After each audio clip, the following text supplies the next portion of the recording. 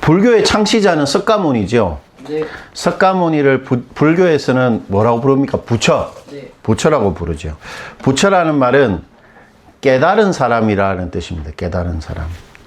보통 그 부처 말고 이렇게 불교를 이렇게 믿는 사람들 중에 또 스님이나 이렇게 깨달은 사람이 딱, 저 사람 정말 깨달은 사람이다. 이런 사람들한테 우리는 주로 뭐라고 부릅니까? 생불. 살아있는 부처다. 이렇게 부릅니다. 전 세계적으로 살아생전에 생불로 불리운 사람들이 이렇게 여러 명 있는데, 티벳의 달라이라마 들어본 적이 있죠. 그 다음 베트남의 틱 나탄 스님이라고 있습니다. 그리고 캄보디아의 마하고사나단, 한국에도 있습니다. 누굴까요? 숭산이라는 스님이십니다. 숭산. 이분은 2004년도에 입적, 그러니까 돌아가셨는데, 한 번은 살아계실 때 이 숭산 스님이 하버드 대학에 강연을 간 적이 있습니다. 아마 설법을 한 것이죠. 설법. 불교에 대해서 아마 가르침을 주셨을 것 같은데, 근데 그 강연을 들었던 학생 한 명이 숭산의 그 설법에 너무도 깊은 감명을 받아서는 숭산을 찾아갑니다. 그럼 숭산에게 대뜸 이렇게 물었대요. 스님, 진리가 뭡니까? 이러니까 숭산이 어떻게 했냐면 이렇게 탁자를 탁 쳤답니다. 그래서 이 젊은이는 깜짝 놀라서 스님, 그럼 인생이란 뭐죠? 하니까 숭산 스님이 그 학생에게 차나 드시지요. 이렇게 했답니다. 여러분, 그때 그 학생은 폴 민젠이라는 독일 청년이었습니다. 그러니까 하버드 대학 비교종교학과 대학원에 재학 중이었던 학생이었는데, 그는 이 숭산과의 이 짧은 만남을 통해서 한국으로 옵니다. 그리고 머리를 깎습니다. 그리고 형각이라는 법명으로 불교에 기이합니다. 그 서울에 있는 유명한 절이죠. 화계사를 이제 거쳐서 경북 영주의 유명한 현정사의 주지가 됩니다. 외국인인데. 그리고 지금은 독일에 건너가서 불교 공동체를 운영하고 있는 것이죠. 아마 형각은 이렇게 명확한 진리를 가르쳐 준 사람은 없었다고 생각했던 것 같습니다. 탁자를 탁 이렇게 치면 소리 나는 게 진리다. 그리고 인생이란 그저 사람이 사람을 만나서 대화하는 것이다. 이렇게 가르쳐 주었던 거죠. 그때 숭산 스님이 형각에게 말했던 인생의 의미는 지금 주어진 것을 잘 누리고, 그리고 그저 한 사람으로서 그냥 존재하는 것이다. 이렇게 말하고 싶었던 것 같습니다. 그렇다면 여러분, 하나님한테 물어본다면, 하나님, 인생이 뭡니까? 우리 왜 살지요? 이렇게 하나님한테 물어본다면 하나님은 어떻게 답해 주실까요? 여러분, 성경을 사랑하고 하나님을 자신의 목숨같이 여기는 수많은 신실한 신학자들이 있었는데, 이 신학자들이 자신의 모든 성경 지식과 모든 자신의 지성을 다해서 하나님이 생각하는 인생의 의미를 이렇게 우리한테 요약해 준 적이 있습니다. 웨스트민스터 소요리 문답 1번인데, 제가 주보에 그 1번을 한번 적어 놨는데요. 우리 한번 읽어볼까요? 사람의 제일 되는 목적은 하나님을 영화롭게 하는 것과 영원토록 그를 즐거워하는 것이다. 제일 되는 목적이란 사람의 존재 이유 또는 사람이 이 땅을 살아가는 목적이 뭔가라는 말이죠. 그러니까 하나님을 영화롭게 하는 것. 그것이야말로 성경이 말하는, 아니 하나님께서 말하는 사람의 존재 이유. 인생을 친히 만드시고 모든 사람을 창조하신 하나님이 말하는 인생의 목적이라는 것입니다. 우리는 하나님을 영화롭게 하기 위해 태어났습니다. 그리고 하나님을 영화롭게 하기 위해서 지금도 숨을 쉬고 살고 있는 것입니다. 어떠세요? 마음에 드십니까? 숭산이 말이 훨씬 더 마음에 들지 않나요? 그렇다면 여러분, 하나님을 영화롭게 한다는 건 뭘 어떻게 한다는 것일까요? 그분을 영화롭게 하는 게 우리 존재 이유라면, 하나님을 영화롭게 한다는 것은 우리로 인해 하나님이 가장 하나님다워지시는 것입니다. 우리를 통해 하나님이 드러나는 겁니다. 하나님이 우리를 통해 영광을 받으시는 것입니다. 하나님이 우리를 통해 소중하게 여겨지고 하나님이 우리를 통해서 중요하게 되시는 것. 하나님이 우리 존재와 우리 인생을 통해 기뻐하시고 우리 때문에 하나님이 만족하시는 것. 그것이 하나님을 영화롭게 하는 것입니다. 그런데 여기서 우리가 주목해야 될 게 있습니다. 하나님을 영화롭게 하는 것과 뭐가 동일합니까? 우리 그 웨스트민스터 소요리 문답 1번의 답을 보니까 뭐가 동일하죠? 하나님을 영화롭게 하는 것은 뒤에 나오는 하나님을 어떻게 해요? 즐거워하는 것과 동일합니다. 여러분, 즐거워한다는 게 뭡니까? 막 즐거워한다. 하나님으로 인해. 바로 하나님으로 인해 기뻐하는 것입니다. 이게 와닿지 않으면 우리가 사랑하는 사람 한번 생각해 보십시오. 시연자매님, 아마 막내 아들님을 보면 너무 좋죠. 생각만 해도 기쁘잖아요. 그게 기뻐한다는 말입니다. 하나님을 기뻐한다는 것은 하나님 딱 생각하면 이렇게 되는 거. 그게 기뻐하는 것인데, 즉 우리가 하나님으로 인해 기쁘면, 우리가 미소를 지으면 하나님으로 인해 우리를 통해 하나님이 영화롭게 된다라는 것입니다.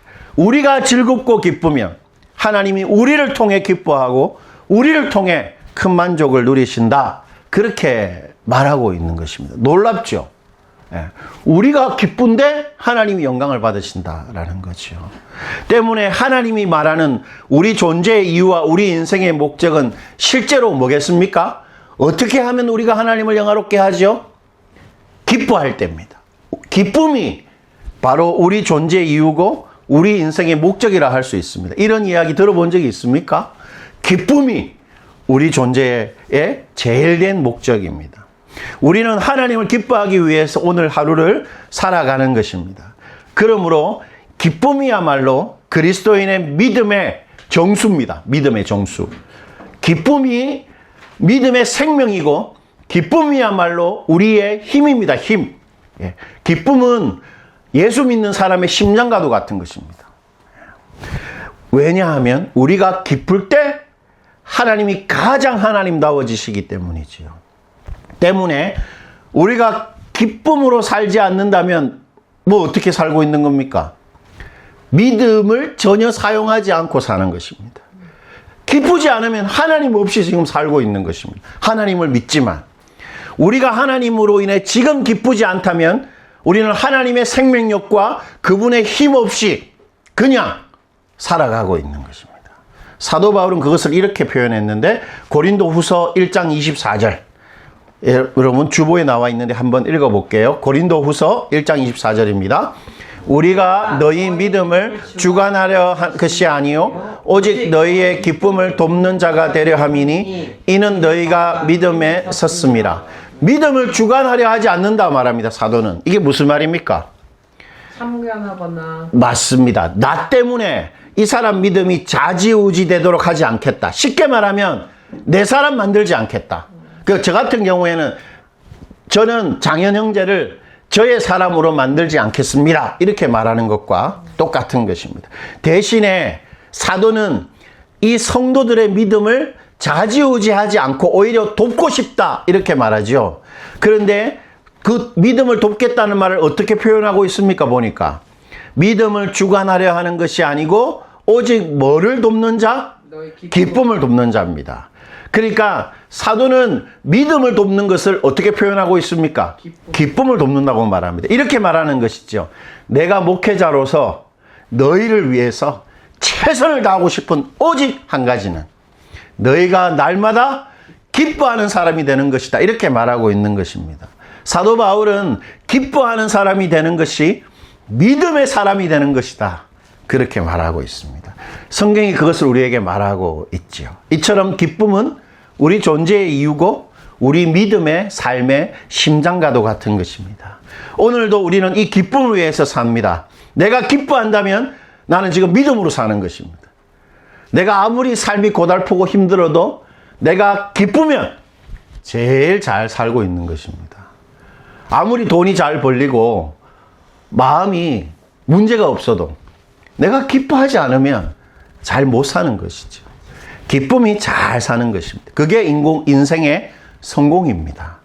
그렇다면 중요한 질문이죠. 하나님으로 인해 기뻐한다. 뭘 어떻게 하는 겁니까?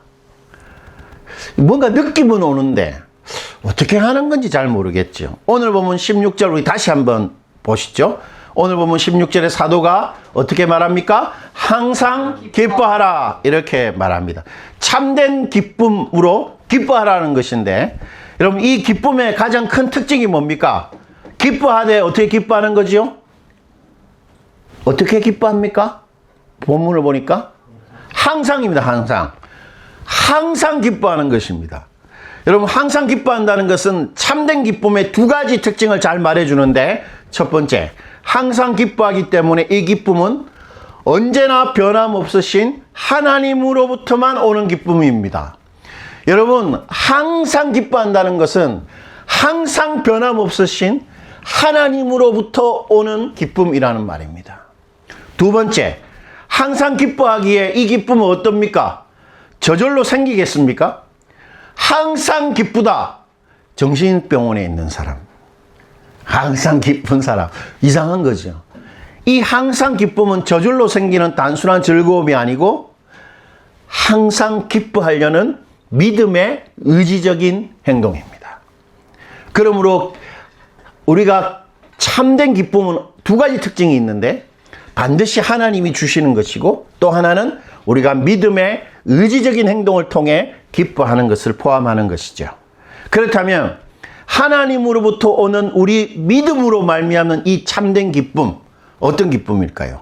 오늘 세 가지로 알아보겠는데 첫째, 항상 기뻐하는 것은 하나님을 기대하는 것입니다. 기대하는 것. 기뻐하는 것은 기대하는 것입니다. 기대라는 말을 사전에 찾아보면 이렇게 정의하고 있습니다. 어떤 일이나 어떤 대상이 내가 원하는 대로 되기를 바라고 기다리는 것. 내가 원하는 것을 바라고 기다리는 것이 바로 기쁨입니다. 예. 제가 그 핸드폰을 새로 해가지고 제가 핸드폰 케이스를 이제 인터넷으로 구매를 했거든요. 내일 온답니다. 내일. 예. 기다리고 있습니다. 예. 기대하는 것은 마음이 어떤 마음이 들죠? 기쁩니다. 만약에 우리 시연자매님의 막내 아들이 우승을 했어. 그래서 엄마 보러 온다고 하면 저 차를 몰고 제주공항에 가서 아들이 오기 전에 기다리고 서서 그 출입구에서 기다리시잖아요. 기쁜 것입니다. 예. 또 어떤 기쁨이 있습니까? 내가 정말 바라고 기다리는 일들이 있죠. 이런 일이 일어났으면 좋겠다. 그걸 기대할 때 우리는 기쁜 것입니다. 때문에 항상 기뻐한다는 건 어떻게 하는 것입니까? 항상 하나님을 기대하는 것입니다. 예. 그리고 항상 하나님을 기대한다는 것은 뭘 기대하는 것일까요? 하나님의 선하심을 기대하는 것입니다. 하나님의 항상 선하신 섭리. 하나님이 어떤 나에게 행동을 하실 때 반드시 그분은 항상 선하시기에 선하신 행동을 할 것이라고 바라고 기다린다는 것입니다. 그게 하나님을 기대하는 것입니다. 하나님은 항상 선하시다. 그러므로 항상 기뻐하는 것은 하나님의 항상 선하신 그 선하심을 기대하는 것을 의미하는 것입니다. 시편이 그것을 이렇게 노래했는데 시편 37편 4절 우리 장현 형제가 한번 크게 한번 읽어주십시오. 시편 37편 4절입니다. 또 여호와를 기뻐하라. 그가 내 마음의 소원을 내게 이루어 주시리로다. 하나님이 내가 원하는 나의 소원을 이루어 주시리라고 바라고 기대하는 게 바로 기뻐하는 것입니다. 여러분 잘 보십시오. 여호와를 기뻐하면 어떤 일이 일어납니까? 내가 원하는 소원이 이루어지는 것이죠. 이게 무슨 말이겠습니까? 여호와를 기뻐한다는 것은 기대한다는 것입니다. 내가 원하는 것이 이루어지기를 기대한다는 것이죠. 하나님의 선하심을 기대한다는 말입니다. 그렇게 우리가 하나님을 기대한다면 모든 일에 하나님의 선하심을 바라고 기다린다면 하나님 우리에게 가장 좋은 것, 선한 것을 반드시 주신다는 것이죠. 성경은 그것을 이렇게 약속하는데 예레미야가 3장 25절 우리 시연자매가 한번 읽어주십시오. 기다리는 자들에게나 어디 있어요? 없군요. 제가 읽어볼게요. 기다리는 자들에게나 구하는 영혼들에게 여호와는 선하시도다. 다시 한번 들어보십시오. 기다리는 자들에게나 구하는 영혼들에게 여호와는 어떻다고요? 선하시도다. 이렇게 말합니다. 그러니까 이런 말입니다. 누군가가 하나님을 기대하고 기다린다면 그 사람 반드시 뭘 경험하겠습니까? 하나님의 선하심을 반드시 경험하게 됩니다. 여러분, 우리는 쿠팡을 자주 쓰잖아요. 쿠팡에 제주도는 제일 빨리 오는 게 이틀 만에 오는 거잖아요. 아니요? 2시간 반 만에 오는데. 그런 것도 있습니까? 아, 제주도에 아마 물류센터가 있는 것들은 그렇게 서울동 저희 가게는 가까우니까. 오는 모양인데요. 여러분, 택배를 딱 주문했을 때 택배는 특히 쿠팡 택배는 약속한 시간에 옵니까? 안 옵니까? 오죠. 반드시 옵니다. 그러면 하나님이 쿠팡 택배보다 못하실까요? 그럴 수는 없죠. 하나님을 기다리면 반드시 하나님의 선하심을 경험하게 되어 있습니다. 그러므로 하나님의 선하심을 기대하고 기다리는 것, 그것이 항상 기뻐하는 것입니다. 하나님 나에게 좋은 것 주실 거야. 계속 하나님을 기대하는 것이죠. 그게 기뻐하는 것입니다. 두 번째, 항상 기뻐하는 것은 하나님으로 인해 어떻게 하는 거지요? 만족하는 것입니다. 여러분, 그것이 어떤 기쁨이든 참된 기쁨의 핵심은 만족감입니다. 만족감. 어떤 만족감에서 비롯되는 즐겁고 흥겨운 감정, 그게 기쁨이지요. 우리가 하나님으로 인해 항상 만족할 때 하나님을 우리가 항상 기뻐하는 것입니다. 만족. 여러분, 그렇다면 우리가 어떻게 항상 만족할 수 있습니까? 항상 만족한다? 그것은 우리가 하나님의 긍정으로 우리의 모든 것을 긍정할 때 가능한 것입니다. 말이 좀 어렵죠? 이런 것입니다. 하나님으로 인해 만족한다는 것은 하나님 때문에 그 사람을, 이 사건을, 이것을 내가 긍정한다는 것입니다. 좀 더 설명해 볼게요. 구약의 요셉이 그 진리를 이렇게 잘 설명해 줬는데, 창세기 45장 5절과 50장 20절 우리 각각 한번 읽어 볼게요. 창세기 45장 5절입니다. 당신들이 나를 이곳에 팔았다고 해서 근심하지 마소서, 한탄하지 마소서. 하나님이 생명을 구원하시려고 나를 당신들보다 먼저 보내셨나이다. 그리고 당신들은 나를 해하려 하였으나 하나님은 그것을 선으로 바꾸사 오늘과 같이 많은 백성의 생명을 구원하게 하시려 하셨나니. 여러분, 요셉이라는 사람을 그 10명의 형들이 애굽의 노예로 팔아버렸습니다. 한번 생각해 보십시오. 내 여동생이, 내 오빠가 나를 돈 주고 팔았다? 야, 이 끔찍한 일이잖아요. 그리고 원한을 절대로 이렇게 버릴 수 없는 원한에 사무치는 그런 일이지 않습니까? 그런 끔찍한 일을 요셉이 어떻게 표현합니까? 당신들이 나를 이곳에 팔았다고 해서 너무 근심하지 마세요. 하나님이 나를 이곳에 보내신 것입니다. 그 끔찍한 일을 하나님이 주도하고 하나님이 허락하신 것이다. 이렇게 긍정하는 것입니다. 또한 형들이 자신을 해하려는 그 악한 일을 하나님이, 형들은 정말 나쁜 일을 했지만 이거를 선하게 바꾸셨다라고, 내 인생이 하나님의 손에 있다고 어떻게 해요? 긍정하는 것입니다.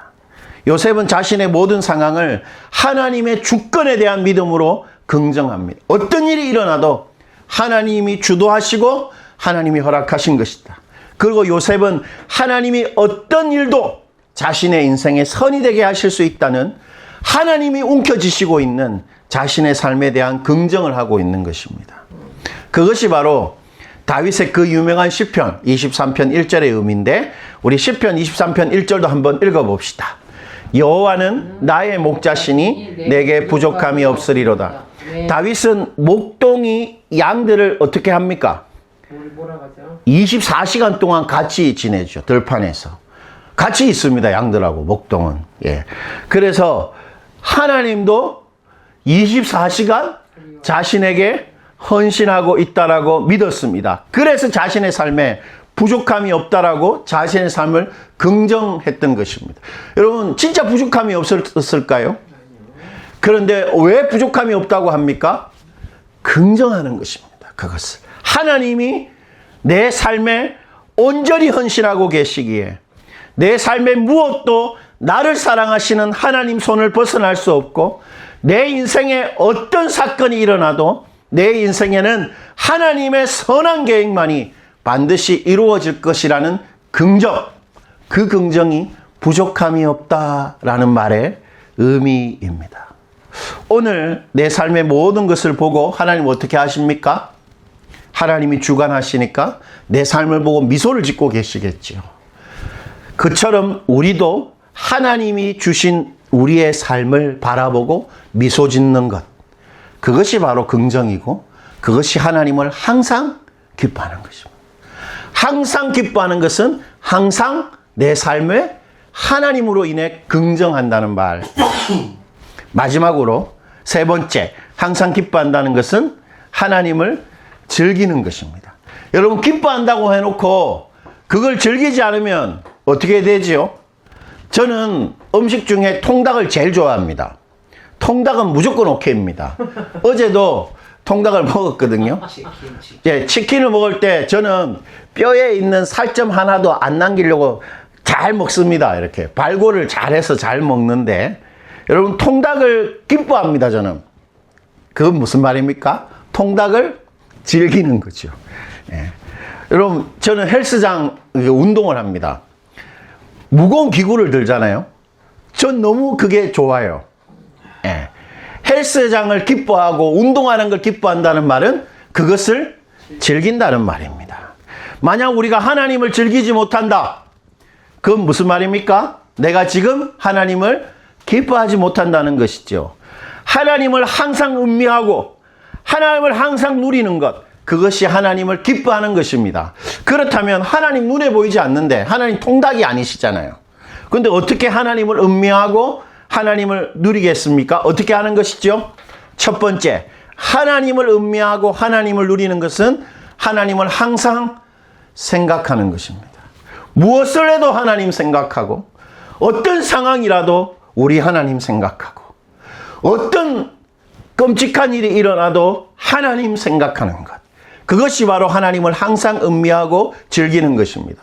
성경은 그것을 하나님을 경외한다 이렇게 표현했습니다. 경외하는 게 뭡니까? 하나님을 항상 중요하게 여기고 하나님을 항상 마음에 염두에 두고 하나님을 항상 느끼는 것이 하나님을 경외하는 것이고 그것이 바로 하나님을 즐기는 것입니다. 항상 하나님을 생각하는 게 항상 하나님을 기뻐하는 것입니다. 그리고 두 번째, 하나님을 누린다는 것, 하나님을 음미한다는 것은 하나님 때문에 항상 안심하는 것입니다. 여러분, 여기 푹신푹신한 소파가 있잖아요. 우리 이 소파는 어떻게 앉습니까? 마음 놓고 안심하면서 푹 앉죠. 하나님께 항상 나의 모든 것을 마음 놓고 맡기는 것, 그것이 바로 하나님을 음미하는 것입니다. 하나님으로 인해 그 어떤 일에도 불미스러워하거나 걱정하지 않는 것, 그것이 하나님을 즐기는 것입니다. 시편은 그 즐김, 그 음미함을 이렇게 노래했는데 우리 마지막으로 시편 68편 19절 읽고 설교를 한번 마무리하겠는데요. 우리 다 같이 한번 읽어봅시다. 날마다 우리 짐을 지시는 주, 곧 우리의 구원이신 하나님을 찬송할지로다. 여러분, 우리의 구원의 실제적인 내용을 시편은 어떻게 말합니까? 날마다 하나님이 어떻게 하는 것? 우리의 짐을 지시는 것입니다. 내 짐이 뭡니까? 시언자매님의 인생의 짐이 뭐지요? 우리 장현 형제, 어떤 인생의 짐을 지고 있습니까? 그거 내가 져야 되는데 무겁지. 하나님이 지신다는 것입니다. 그것도 날마다. 그것이 구원이고 그것이 하나님을 믿고 이 땅을 산다는 것의 의미다. 하나님 그렇게 우리에게 말해 주시죠. 때문에 걱정하지 않고 내 모든 짐을 날마다 정말 주께 맡기는 것이야말로 안심하는 것이야말로 하나님을 누리는 것이고 하나님을 즐기는 것입니다. 이처럼 하나님을 항상 기뻐한다는 것은 하나님을 경외함으로 항상 생각하는 것입니다.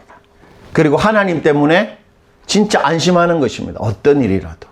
자녀 문제도, 내 경제적인 문제도, 내 건강도 하나님 때문에 안심하는 것. 그것이 하나님을 기뻐하는 것입니다. 말씀을 맺겠습니다. 여러분, 하나님을 기뻐하되 어떻게 기뻐하라고 했죠? 항상 기뻐하라고 하셨습니다. 그 말은 무슨 말입니까? 하나님이 우리에게 뭐라고 말씀하시는 거죠? 내가 항상 너에게 선할 것이다. 이렇게 말하는 것이지요. 그리고 하나님이 우리에게 뭐라고 말하시는 것입니까? 내가 항상 너의 삶을 나의 손으로 움켜쥘 것이다. 그러니 긍정하면서 살라. 그렇게 말하는 것입니다.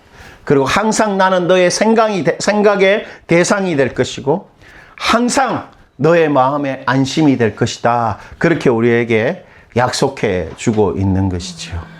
여러분, 우리 다시 한번 우리 마음에 명심합시다. 기뻐하는 것.